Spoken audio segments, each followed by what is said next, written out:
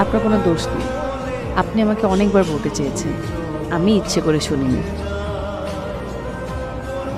আমি বেশি ইমোশনাল কথাবার্তা বলবো না, বান্ধবী আমার আবার কেঁদে ফেলবে, আবার মেকআপ নষ্ট হবে। আমি শুধু আপনাকে একটা কথা বলবো, তোরে যদি ওই সময় আমাকে আপনার নাম ঠিকানা দিত, আমি কিন্তু আপনাকে ঠিকই শাসিয়ে আসতাম। তখন তো প্রেমিক ছিলেন, এখন আমার বান্ধবীকে আপনার হাতে তুলে দিচ্ছি। যদি কখনো শুনি তোরে কি কষ্ট দিয়েছেন, খবর আছে কিন্তু। সামনের মাস থেকে মার্শাল আর্ট শিখবো ঠিক করেছি। I love you so much. এভাবে বলিস না, বেচারা কষ্ট পাবে। সরি রাহা।